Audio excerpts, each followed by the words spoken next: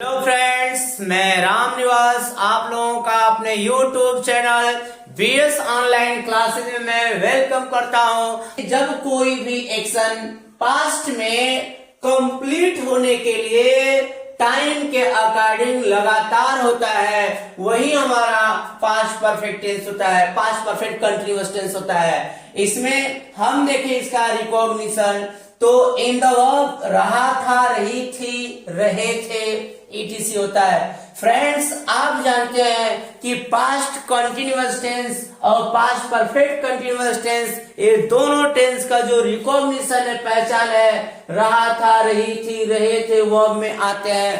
तो क्या डिफरेंट है वास्तव में, इस दोनों में क्या डिफरेंट है? तो अब इसमें देखना है कि सिंस और सिंस का यूज पॉइंट ऑफ टाइम के लिए और फॉर का यूज पीरियड ऑफ टाइम के लिए किया जाता है। पास्ट कंटिन्यूअस टेंस में टाइम नहीं दिया रहता है, लेकिन पास्ट परफेक्ट कंटिन्यूअस टेंस में टाइम का यूज रहता है। इसी से हम इसमें डिफरेंट देख सकते हैं। और इस टेंस का हमारा हेल्पिंग वर्ब होता है हैड बीन। तो असर्टिव सेंटेंस में फ्रेंड्स हम यूज करेंगे सब्जेक्ट के बाद हैड। यदि निगेटिव नॉट वर्ड आ गया तो नॉट, फिर बीन का यूज करते हैं। फिर उसके बाद मेन वर्ब में एग्जांपल के रूप में हम लोग देखते हैं, जैसे वह 2 दिन से परिश्रम।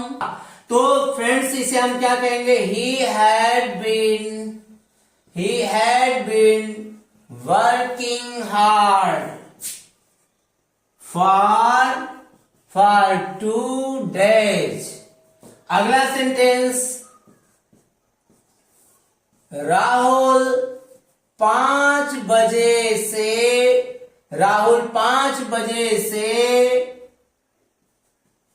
नदी में स्नान कर रहा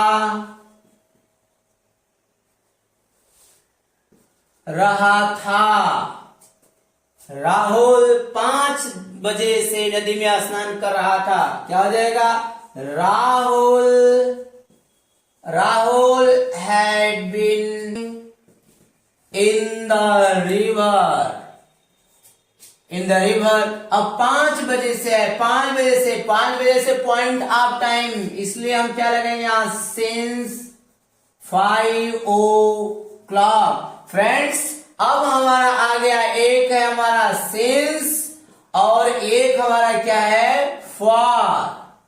फॉर सिंस या फॉर। सिंस या फॉर मीन ये सिंस क्या होगा? ये पॉइंट ऑफ टाइम को शो करता है, और फॉर हमारा ये क्या है? ये पीरियड ऑफ टाइम को शो करता है।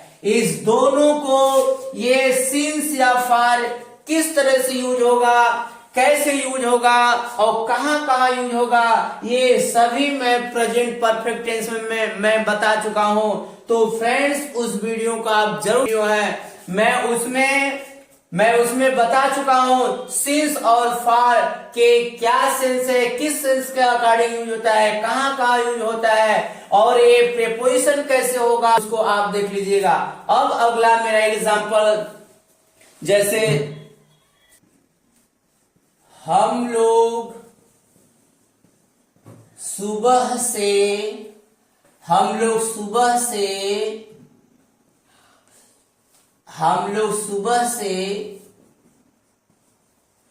लिख रहे थे। ट्रांसलेट क्या हो जाएगा? We had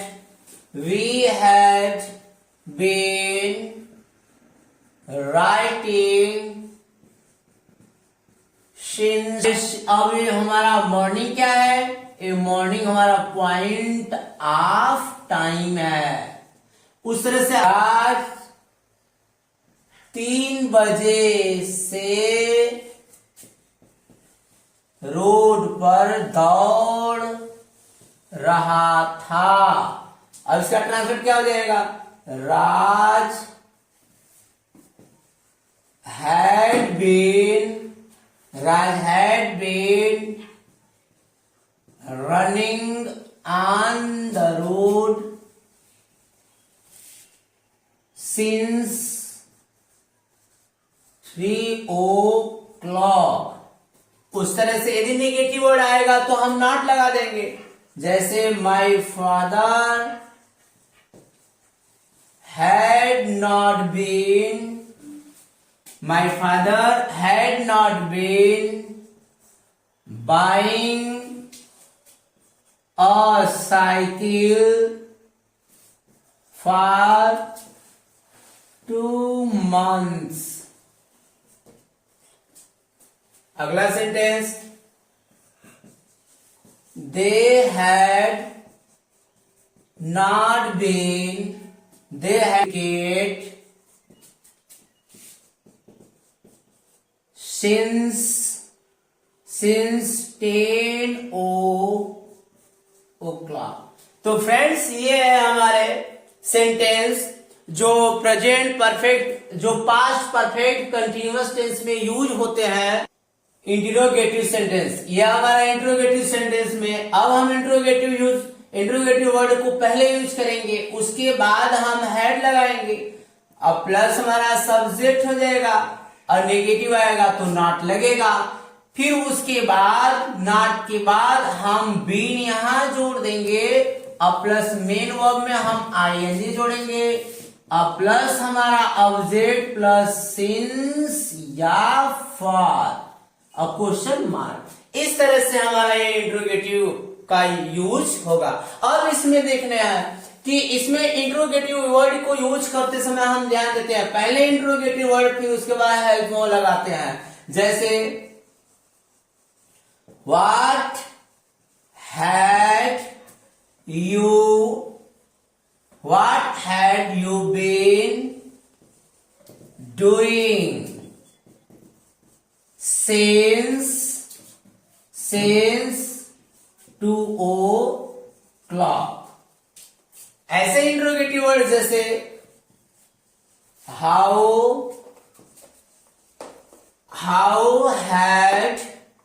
how had the boys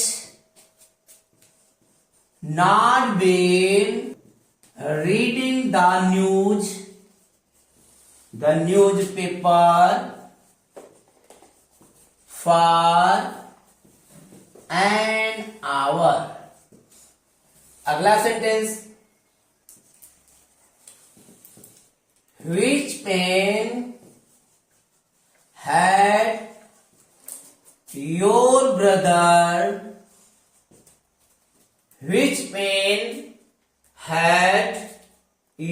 brother not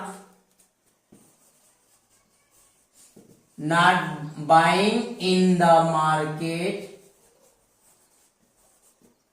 for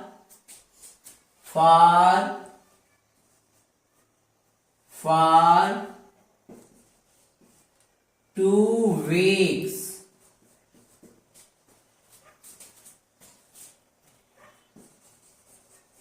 Who had not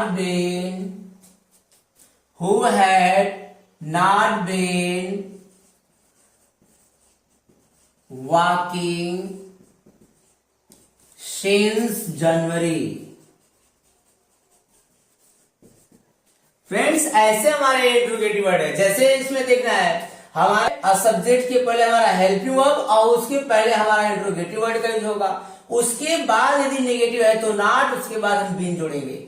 जैसे व्हाट इंट्रोगेटिव वर्ड है, हैड फिर ये यू सब्जेक्ट, और सब्जेक्ट के पहले हमारा हेल्पिंग वर्ब और उसके पहले हमारा इंट्रोगेटिव वर्ड। उसी तरह सब्जेक्ट है, सब्जेक्ट के पहले हमारा हेल्पिंग वर्ब, उसके पहले हमारा इंट्रोगेटिव वर्ड। उसी तरह से योर ब्रदर हमारा सब्जेक्ट है, उसके पहले है इंट्रोगेटिव वर्ड।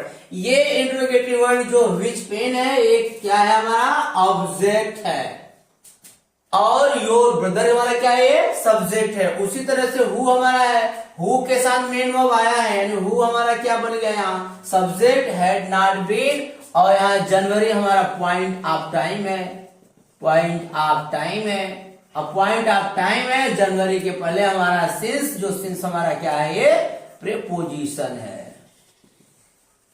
ये सिंस प्रीपोजिशन है और यहाँ फॉर प्रीपोजिशन है, यहाँ सिंस प्रीपोजिशन है। इस प्रकार से हमारा ये इंट्रोगेटिव यूज होता है। इसके आगे मैं आप लोगों को कुछ और इंट्रोगेटिव वर्ड बताऊंगा।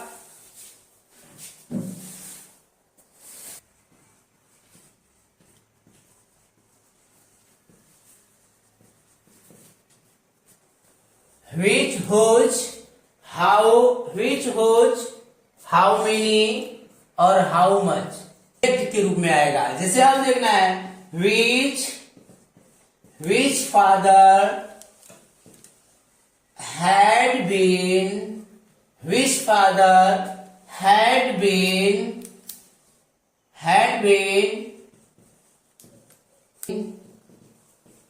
since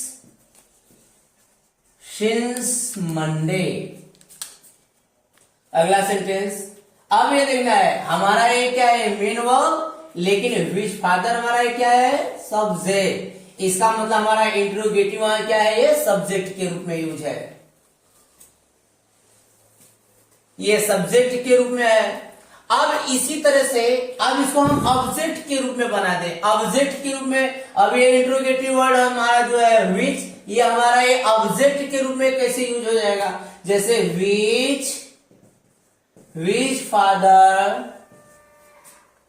father had you been calling in the function since morning। अब ये देखना है यहाँ हमारा सब्जेक्ट यू है, लेकिन हमारा ऑब्जेक्ट कौन सा है विच फादर क्या बन गया हमारा ऑब्जेक्ट। अब ये देखना है यानी विच, हुज, हाउ मेनी, ये इतने इंट्रोगेटिव वर्ड है, ये हमारा सब्जेक्ट के रूप में भी यूज होते हैं और ये सभी ये ऑब्जेक्ट के रूप में भी यूज होते हैं। यानी ये ऑब्जेक्ट के रूप में होंगे और ये सब्जेक्ट के रूप में यूज होंगे। हमारा डिफरेंट यही है कि हमारा मेन वर्ब के पहले सब्जेक्ट आएगा तो इंट्रोगेटिव लगेगा। अगर मेन वर्ब के पहले हमारा इंट्रोगेटिव वर्ड के साथ सब्जेक्ट जुड़ा है, यानी इंट्रोगेटिव वर्ड के साथ जब सब्जेक्ट जुड़ा रहेगा तो यही इंट्रोगेटिव वर्ड हमारा सब्जेक्ट हो जाएगा। सब्जेक्ट है तो इंट्रोगेटिव वर्ड जो है वो हमारा क्या बनेगा ऑब्जेक्ट बनेगा। यही इसमें डिफरेंट है। और एग्जांपल जैसे देखें whose son had you been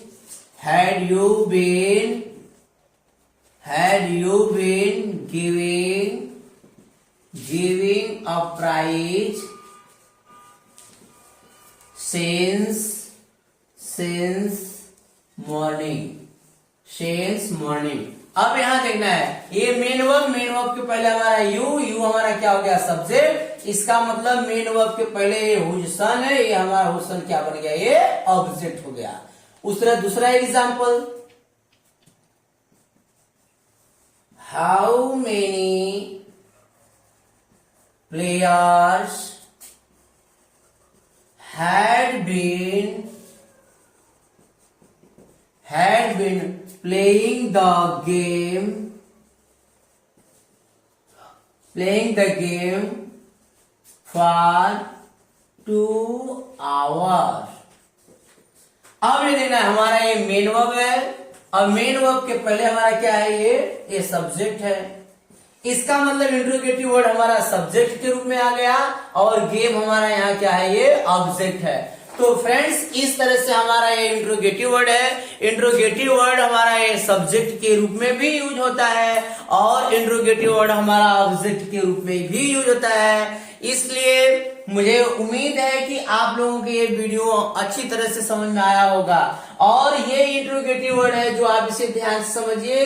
interrogative word object के रूप में और इंट्रोगेटिव वर्ड सब्जेक्ट के रूप में, ऑब्जेक्ट के रूप में कैसे यूज होते हैं इसे आप वीडियो को ध्यान से पढ़िएगा। मुझे उम्मीद है कि आपको ये वीडियो जरूर समझ में आया होगा। Okay, thank you.